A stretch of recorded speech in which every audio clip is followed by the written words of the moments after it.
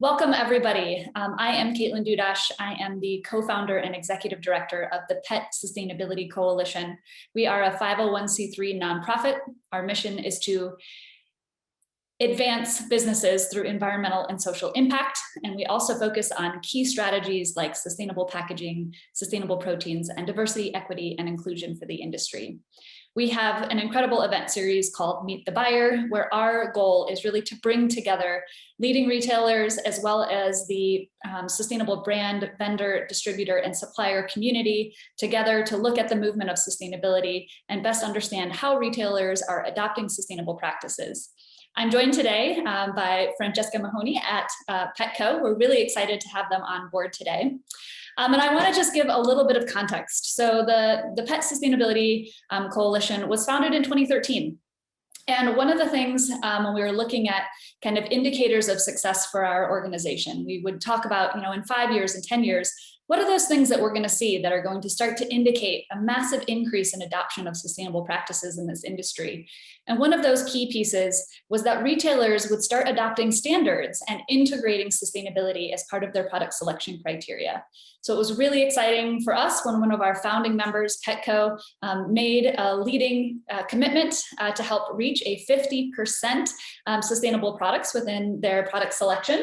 And we're really excited that Francesca has joined us to really explain, what does that mean? What does it look like? How did that decision get made? And how are we really defining sustainability through attributes? So I'm really excited for today's session and to welcome so many attendees. We have about 50% members of our nonprofit organization, 50% new people. So welcome to this movement. We also have about 60% of the attendees today are not currently Petco vendors. So lots of curiosity in this industry about this really leading commitment, and about 40% of existing vendors that I'm sure are curious about this incredible leadership from Petco as well.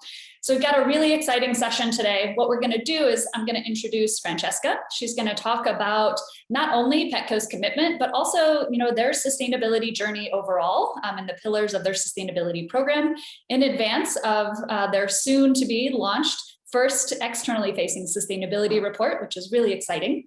And then we're going to open it up to audience question and answer. So because this is a webinar, you may all be entering in the chat box where you're calling in from and saying hi to everybody. But the best way for us as facilitators of this is if you enter your questions in the Q&A box. So if you find your toolbar that has all of the functionality for the webinar today, and you click on Q&A, you can enter your questions in there. And then when we get through today's presentation, we'll pop that up and have someone from our team help represent the voice of the audience so that we can have some great interaction today. All right, so Francesca, welcome. So excited to have you here today. And just by way of introduction, though, I'm sure you do a much better job of reading your incredible bio. But Francesca is one of the amazing minds behind this commitment from Petco, was announced as one of Petco's first really formal sustainability roles for the organization. And she helps lead Petco's strategy. She works with business leaders across their operations, their products, their supply chain to really advance sustainability and to drive strategic growth. She's really passionate about creating a better planet, and that's for pets and for pet parents. And she's been a driving force behind this commitment from Petco. She's also spent more than a decade really transforming teams. So building from her depth in retail experience with more than 10 years at Target Corporation before joining the Petco team. And I'm so excited to welcome you to share with our community and with the pet industry at large about Petco's sustainability program. So welcome, Francesca. Great. Thanks so much, Caitlin. I'm really, really happy to be here.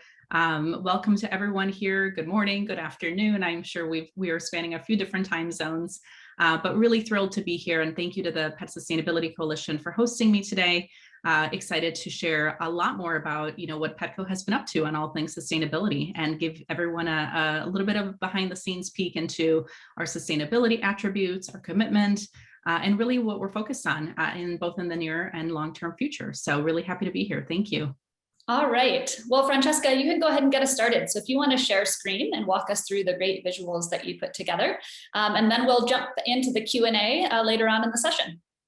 Excellent. All right, we'll give it a second here to load up. Hopefully everyone can see. Caitlin, are we all set here? It does. It's in full screen mode and looks great. Perfect. Okay, wonderful. Well, thanks, Caitlin, again for the wonderful introduction.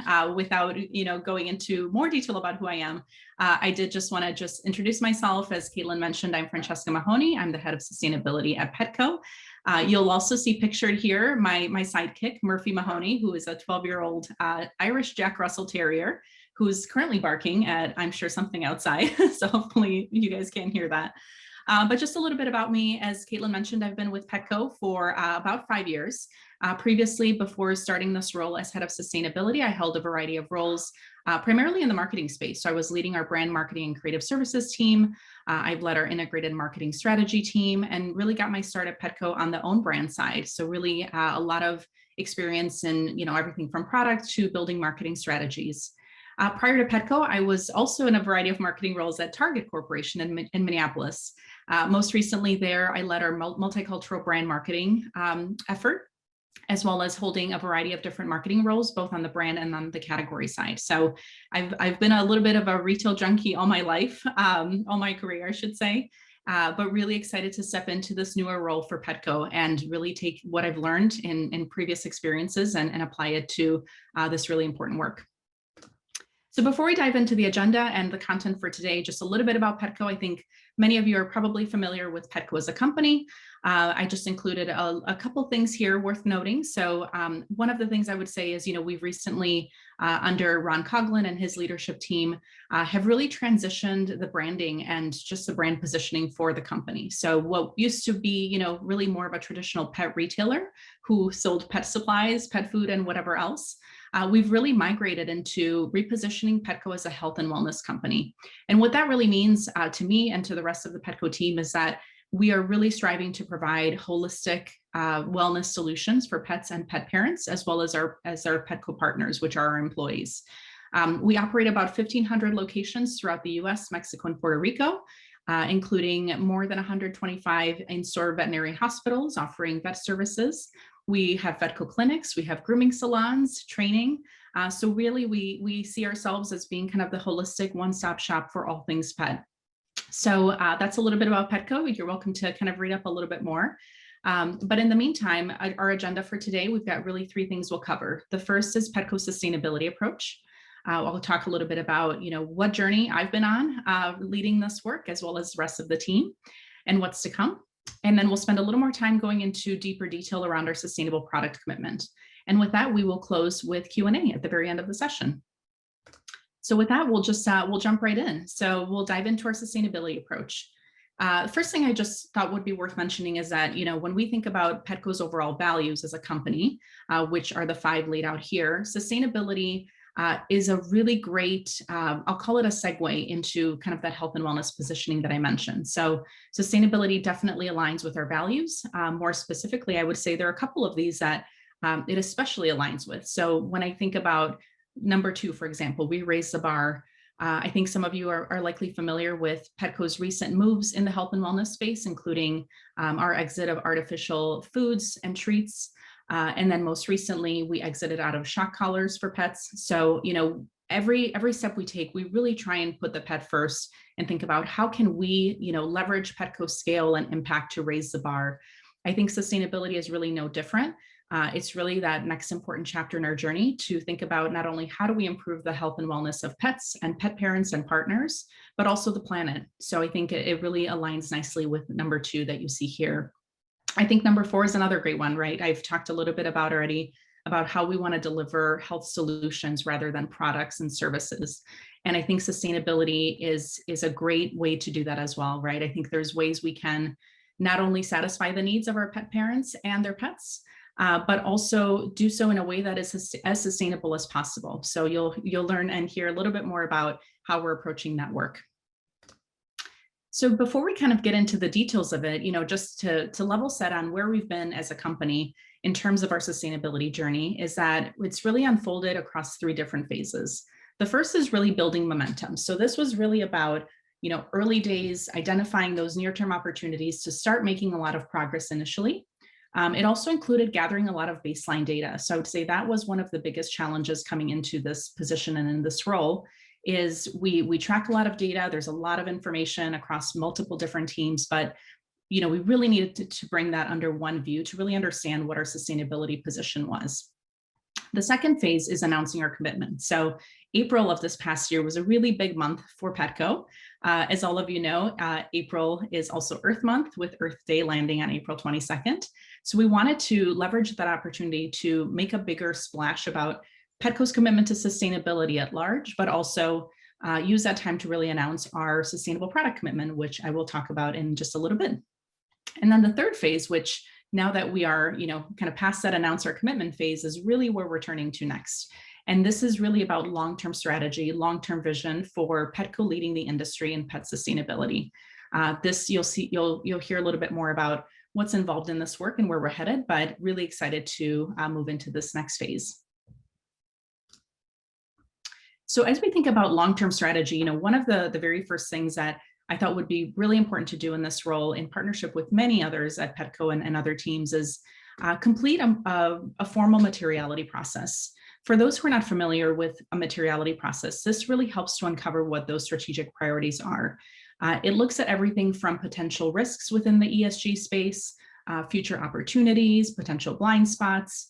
It also engages with both internal leaders as well as external partners to really understand what is that full 360 picture of where Petco could really play a differentiated and impactful role. And so the result of the materiality assessment, is really what is serving as a key input to our overall long-term strategy for sustainability. It also helps to define what decision-making needs to happen, how we start to really allocate resources, how we prioritize as a team, developing goals and targets and policies and programs, and how we really structure our communications around what Petco will be doing moving forward. So it really serves a lot of different purposes. And I would say this was a really critical step in defining that North Star for us moving forward. We engaged over 1,000 stakeholders through the materiality process, and that was a combination of interviews and surveys. You'll see here just a quick snapshot of some of the internal stakeholders we interviewed and surveyed, as well as external companies. So that included investors, industry peers, suppliers. Some of you on the call were likely part of the materiality process as well for Petco, NGOs, industry associations, and customers. We interviewed and surveyed about close to 1,000 of our own Petco customers to really understand, again, where does everyone see Petco's opportunity to lead and drive and create a positive impact in this space. So as a result of that materiality exercise and process, we essentially identified 24 material topics that are going to be really important to our business over the next 3 to 5 years. What you'll see here, and we won't go into detail on this particular slide, there's a lot to digest here, but essentially when you look at the top right-hand side of the quadrant here, those are all issues that rose to the top in terms of being critically important. What you see in that middle gray bar are topics that were deemed very important. And then on the left-hand side are important topics. What was really a pleasant surprise and great to see is that when we interviewed both internal and external stakeholders, a lot of these topics really clustered naturally in the same spot. So there was a lot of alignment both internally and externally about where Petco's opportunities could be. So out of this work, we essentially then created a framework for sustainability at Petco. It was really taking those most critically important topics and grouping those together in a way that allowed us to have very structured direction on what those priorities should be moving forward. So the first pillar that you see that we will really leverage and use as a North Star as we move forward is setting the standard in responsible animal care. There are a lot of customer insights we were able to glean that really talk about the importance of animal care in general, especially with general population versus even just pet parents in general. So this one we felt, obviously, especially in the industry that we're all in, was really a critical one for us to pursue. So setting the standard in responsible animal care is our first sustainability pillar. And within that, the priority topics that rose to the top, again, coming out of that materiality process, were pet welfare and humane treatment, and pet health and nutrition and well-being. You'll see others listed below kind of in those lighter boxes, as well as the gray boxes. Those are also important issues, but not necessarily areas where Petco can focus and differentiate, but we definitely want to still meet expectations there, continue to report, continue to manage really, really well. The second pillar is helping people thrive. So this is more on the S side of ESG, really looking at kind of social components. And this one includes employee health, safety, and well-being, diversity, inclusion, and belonging. And then you'll see a few other topics listed below. And then finally, preserving the health of our planet, again, really focusing on environmental sustainability, includes sustainable product offering, which again, we'll talk about a little bit more about the commitment that Petco has recently made. Responsible packaging, which, as I'm sure all of you know, continues to bubble up as one of the priority topics from an external point of view, especially that retailers and companies in general, really need to take a close look at. And then climate impact, which we know is a big undertaking in of itself. And some of these are not mutually exclusive, but we definitely want to really understand where we can make a positive impact when it comes to climate. And then finally, as we think about kind of Petco's overall approach, Caitlin mentioned this as well, but really excited and thrilled to announce that next week we will be publishing our very first sustainability report as a company. So really excited about all the work and collaboration that's taken place to pull this together. But the report will essentially include ways we are driving progress across the 3 pillars that I just mentioned. We also include results from our carbon 1 and carbon 2 footprint analysis, and a few other topics as well. So watch for that to be published next week. Great, so we'll move into the sustainable product commitment here. I'll try to breeze through a little bit quickly. I know we're already at 20 past the hour here. I mentioned a couple of the consumer insights, but I would say everything we do at Petco really starts with the customer. And I think for sustainability in particular, we know that purchasing habits are really shifting to more sustainable options. We've seen this rise. If anything that we've seen from COVID only really reinforces the fact that sustainability continues to be a really big focus area for consumers in general. We know 45% of consumers are making more sustainable choices when shopping. And then when you look at millennials versus other population groups, 75% of millennials say they would change their purchasing habits to reduce their impact on the environment. And you see how that compares to Gen X and baby boomers. So again, millennials are the biggest pet owning population. So the numbers really speak for themselves here.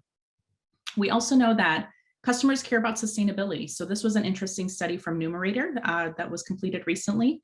And when all Gen population consumers were asked what issues are most important to you when choosing a product or service, you'll see Made in the USA was a rising topic in terms of importance. But everything you see below very much aligns with sustainability. And I think noteworthy to see animal welfare being really the third most important element or value when people choose a product or service. Again, this was not just exclusive to pet parents. So the data really supports the fact that product is something that Petco had an opportunity to really play in and start to really make an impact. And again, when you look at our pillars, directly aligns with our third pillar of preserving the health of our planet. So without further ado, I think many of you have seen our commitment, but for those who haven't, we as a company are committing to increasing our assortment of sustainable products to 50% by the end of 2025. This is something we announced in April, and we recognize it's a very bold step, but we think it's a really important one. So although it's ambitious, we are really, really excited to take this on. We believe it's the right thing to do. We're very excited about the partnership and collaboration that this will require with some of you, as well as other vendor partners in the future. But I think, by setting this ambitious target, we are not only creating positive impact through the development of our own brands, which we very much are working through and determining how we're going to achieve this. But part of this is also, how do we influence the rest of the industry? How do we influence other brands to follow suit? This is the direction we are all collectively moving towards. So it's really exciting to be able to put a stake in the ground and make a bold, ambitious commitment. So in coming up with that commitment, I'm sure many of you are wondering, how did we come up with those figures and that target date and so forth? There were really 5 key steps. The first one was around industry benchmarking, doing market analysis, as well as product attribute research. So it was really thinking about, what do customers care about? What are those most impactful environmental and in some cases social topics that we can start to really address? And then from there was defining those sustainable product attributes, the thresholds required, third-party certifications to make sure that we were really driving credibility with the ones that we've chosen and avoiding any sort of greenwashing in the process. And then it was really understanding, okay, out of our current portfolio of products, what % of those currently meet the sustainability criteria that we've just laid out?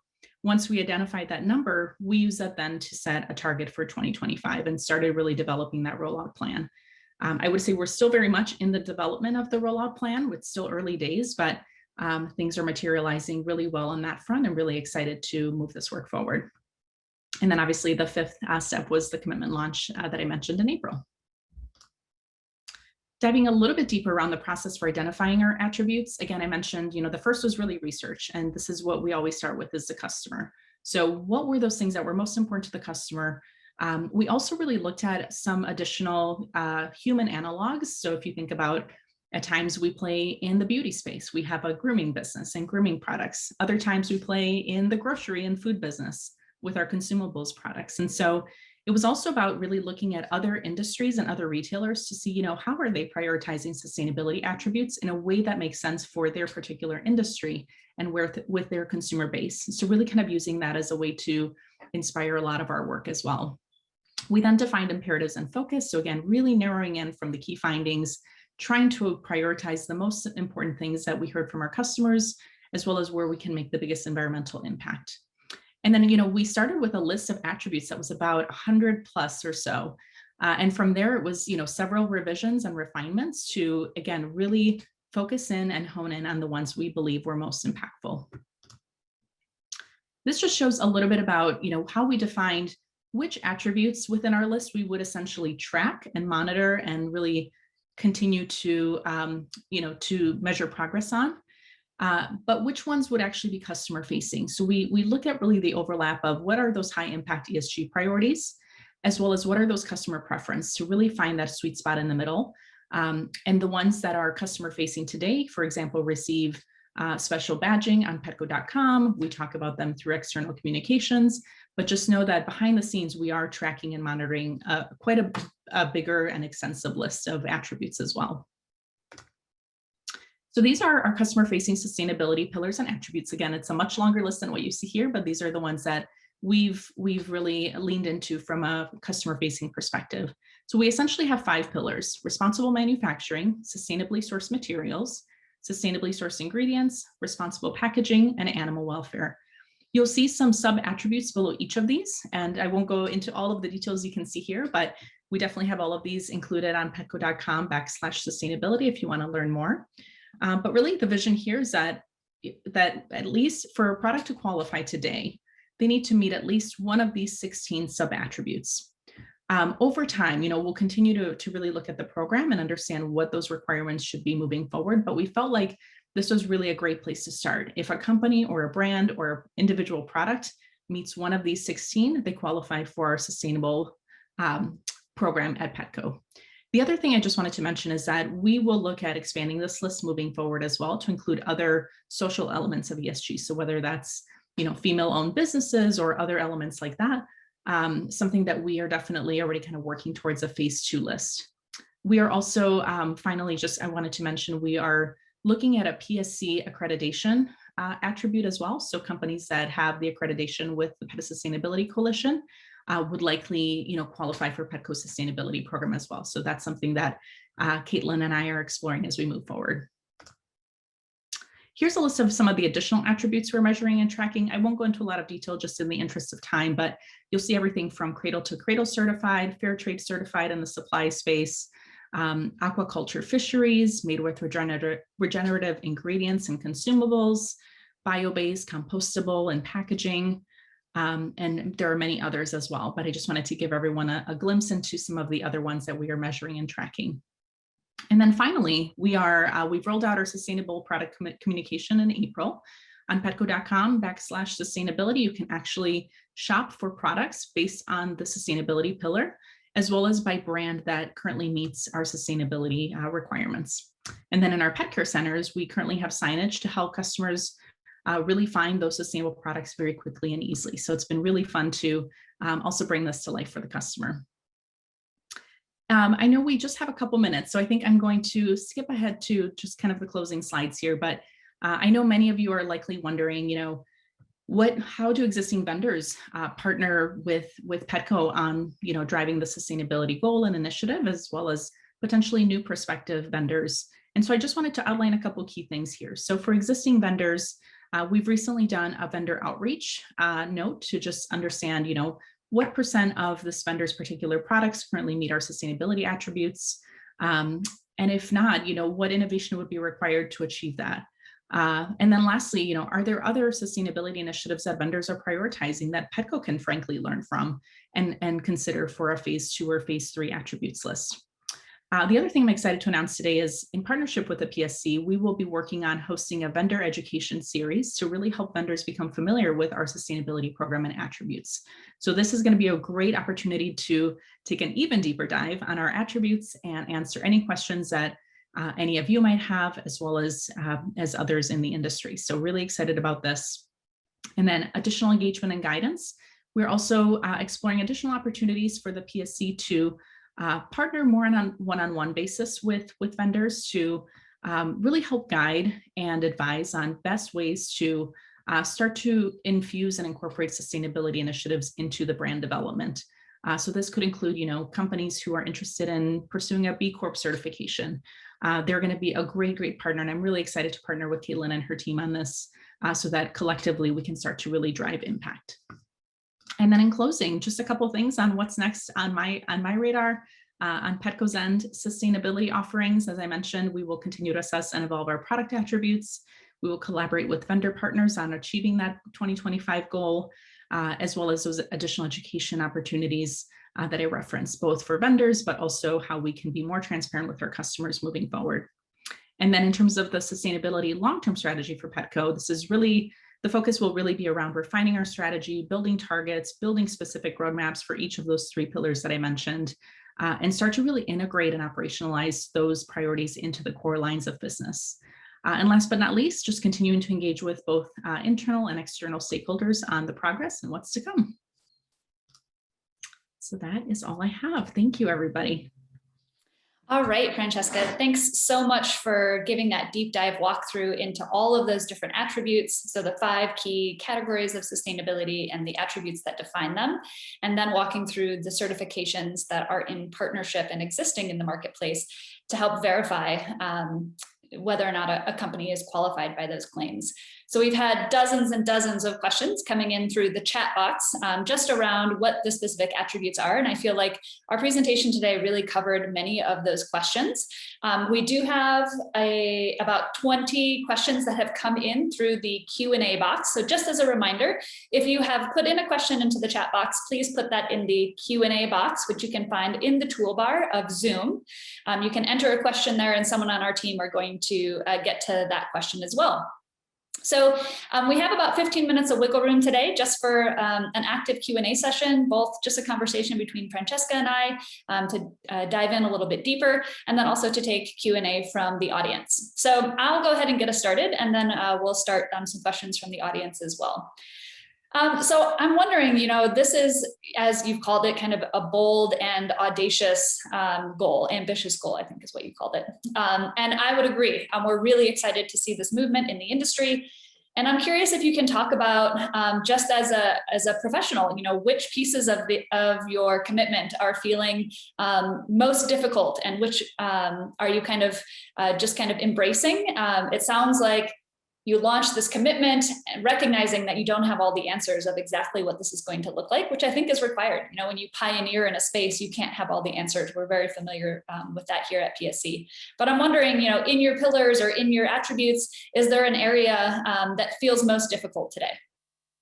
Yeah, great question, Caitlin. And, I would say even without digging into each of the pillars, one of the things that, has been, I'll call it a challenge, I suppose, but is recognizing that a lot of vendors, a lot of brands are doing some amazing work on the sustainability front.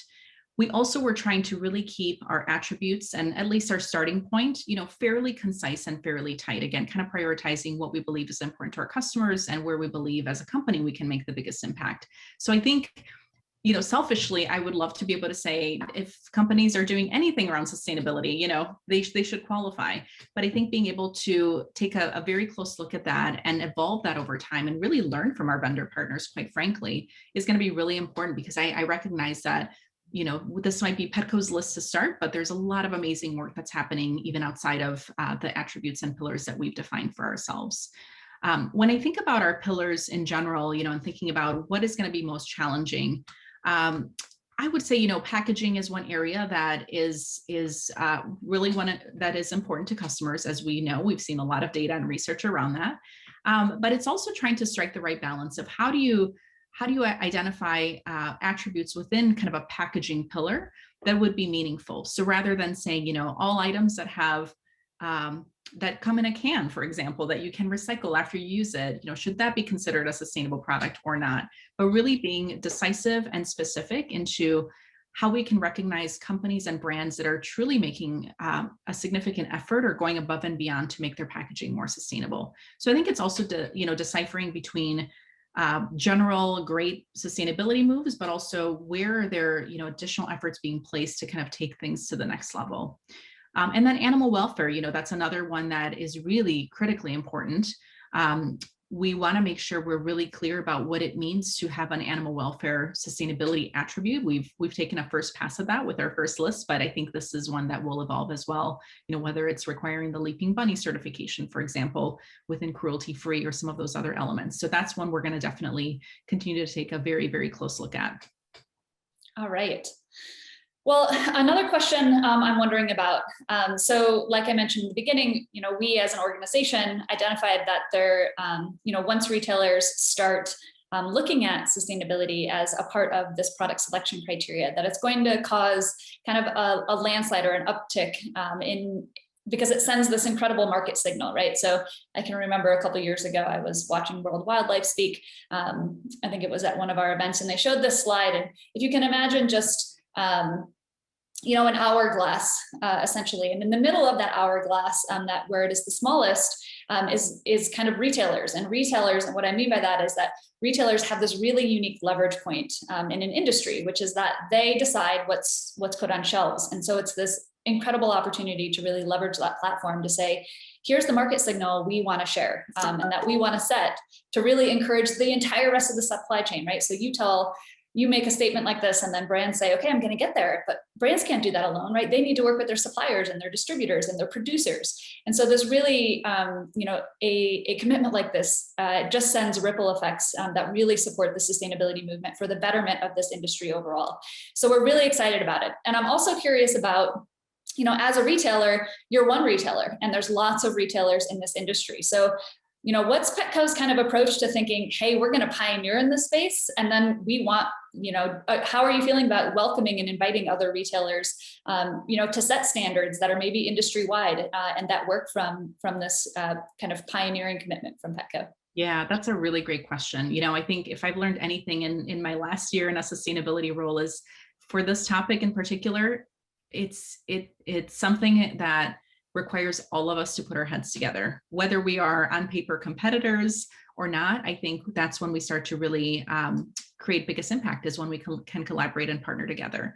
The focus for us, this first year out of the gate has been very much about what should Petco's program be? And obviously a ton of work behind the scenes to define that for us moving forward. But absolutely, I would love to get to a place where we are working with other retailers, and if it's about setting industry standards at large or creating even more impact and kind of joining forces and banding together on making those things happen, I think that's absolutely the right move. So again, I think sustainability is unique in that space. I don't know that for other areas of the business, that's always the situation, but I do think for sustainability, we all have the right intention at heart. And I think that's when we can start to really see some amazing impact. All right. Well, thank you for that commitment to collaboration and really thinking about, so someone always has to start the movement, right? So we show this video, and we have kind of this inside term with our first followers as kind of a pioneer in the sustainability space. There always has to be a leader, and then it's really important who those first followers are after that, right? Because that's really what creates a movement. And so a lot of times, there's intense focus on just the person who started it or the co-founder, of the business that does really well. But I think it's important for everyone to remember that this is a movement, and it does require that, people see leadership and then they participate and they continue to think about, how can this really maximize impact for the whole industry and also create some ease, right? So if all retailers create a different set of standards, that could get really confusing and intense for the industry as well. And so I think, just as an organization, and I know, in our conversations together, really being committed to making sure that this, is a positive step for the industry, and that it is pioneering, but it's also a collaborative effort across the board. So we're really excited about seeing this seeing all of the detail that has gone into the selection of these attributes and a focus on certification and things that are verifiable, again, to kind of work against greenwashing as you've discussed. So I really just want to commend you for all of your efforts in this area. Thank you. It's been a wonderful journey. It's presented its challenges, as I'm sure everyone can imagine, but this is an amazing initiative, and so honored and proud to lead this work for Petco. All right, so Melissa, I'm going to ask you, Melissa Bauer on our team, who is our Director of Member Projects and Strategic Initiatives, is going to be the voice of our audience today. So it looks like we have quite the Q&A list that has been gathering, and Melissa has been kind of cataloging those, figuring out what's been answered and what hasn't. Melissa, would you mind just letting us know or giving us some of those questions that are coming in? Yes, thank you, Caitlin and Francesca, for the amazing presentation. We have, as Caitlin mentioned, dozens and dozens of questions, so I'm trying to combine a couple. First of all, Francesca, we've gotten a lot of questions on how is the response to this since you announced it? Do people seem excited? Are you getting any pushback? Or how has this generally been going over with your current vendor partner and outside parties since you announced this? Yeah, great question, Melissa, and I guess whoever asked the question, but it's been great so far. You know, we've heard from a lot of our vendor partners who we've done that initial outreach with to really understand what their position is on sustainability, what products currently qualify. I would say a lot of those notes that have come back, you know, include sentiments like, this is amazing, really appreciate Petco taking the lead and really trying to spark something here within the broader industry. So we've seen really positive feedback, I would say, in general. And then I would say too, from a Petco partner perspective, our own employees, you know, this is something that is very near and dear to them as well. And I think they're very excited to see Petco taking another bold move, you know, similar to other moves we've made in the past, but one that is really, that resonates a lot, I think, with a lot of our Petco partners who are very much pet lovers, as one would expect. I've seen, you know, I think a natural overlap there of pet parents, whether they're partners or not, but pet parents and the environment, and just, you know, there's accreditation program for companies of all kinds. So brands, manufacturers, suppliers, retailers, distributors can all become accredited brands. There are several things that set our accredited brands apart. So if you imagine our 200 member companies that we work with to help build a roadmap for sustainability, about 50 of those are accredited today, and we're seeing double-digit growth in that program. So in order to be verified, you have to complete what we call the SDG Action Manager, which is a third-party sustainability global assessment that's been answered by tens of thousands of companies around the world. You have to complete that assessment, and then you have to verify that assessment. So it's not just self-reported data. So you have to submit documentation to our verification team. You have to meet a minimum standard, and you have to show continuous improvement year after year. So it's really creating a new standard around sustainability. It is inclusive, so it can be social impact, it can be environmental impact. There are 17 different sustainable development goals that have been developed by the United Nations Global Compact that are in alignment with our verification program. So if you want to become accredited, you can go to the Pet Sustainability Coalition website and start our application process. If you're an existing member, just reach out to your member team and we can help usher you through that process as well. Great. Thank you, Caitlin. I want to frame this next question to Francesca and combine a couple different questions into one. Francesca, we're getting a lot of questions about how do you expect this to be the bottom line, and how did internal consumers or internal conversations around willingness to pay and all of those things. So you can talk about that process and kind of the internal pitching, if you were, or how were you building momentum for this program within? We often hear, you know, we're worried about sustainability. It's going to cost too much. Consumers aren't willing to pay. Can you talk us about kind of how that process went for you? Yeah, this is a really good question, because I think as all of us in the sustainability profession have learned, I think what we want to do is one thing, but then how you sell it in can be a whole other challenge, right? I would start by saying, you know, at Petco, I feel really lucky in that our leadership team is fully bought into sustainability. And that really includes our Chief Merchandising Officer, Nick Conant. He understands, I think, the importance of sustainability and the impact we can create, but he also understands that business and sustainability do not have to be mutually exclusive. You can still drive the business and do so in as a sustainable way as possible. And so I think starting with that advocacy and support has been amazing and has been really critical in our ability to even pursue a goal of this kind. But it obviously did require many internal conversations, both in terms of, are these the right attributes, as well as, is this goal, although ambitious, is it achievable? We know it's a stretch goal, and we know there's a lot of work to do in the next 4 years, but I think the way it's really been positioned, and I think why it's been something that the internal Petco team has really responded to, is that there are certain products and brands we carry, we sort of baseline have to carry. But I think there's a lot of innovation opportunity with many other products that we carry as well, especially when we really look at kind of our own internal own brand portfolio. There's nothing getting in our way right now from increasing the recycled percentage content in our products. We obviously have to be mindful of costs and make sure that in the process we're keeping the business and the financials top of mind. But we believe that the way we've approached the attributes, giving us kind of that flexibility to pursue how we make an item more sustainable, is also really helping us get there. So rather than saying, all items now need to meet X% recycled content, we are trying to find a way to show progress and show a step that's better than where we are today. So we know it's not perfect and we know we still have a ways to go. But I think both providing the flexibility of the attributes, as well as, really making a case for with some innovation and vendor collaboration, we believe we can get there. And it's frankly the right thing to do. I think that's been a big driving force to get that internal engagement and alignment as well. All right, well, we are at 11:45 and excitingly, and I think this speaks to kind of the cohesion internally at Petco as well. The merchandising team is meeting with our accredited brands directly after this, so we all need to jump off and join that meeting. But we do have some calls to action from our meeting today. So the first is, if you're not a member of the Pet Sustainability Coalition, join us. Go to www.petsustainability.org and get involved with our organization. You can become an accredited company as well. You can shoot us an email. So if you want to get in touch with us and ask any questions, there were dozens of things that were answered today, but our team is standing by to answer any of those questions for you. You can email us at info@petsustainability.org. You can catch us at our next event. So our next event is a virtual webinar where we'll be talking about fair chance hiring practices for Juneteenth as part of our diversity, equity, and inclusion work. And then you can catch us at Super Zoo in person for our next live in-person event, and we have events scattered throughout. That will open up pre-registration for all of our members first, and then we will open up to the public. So Francesca, thank you so much on behalf of our community, as well as everyone who's joined us today and the industry at large.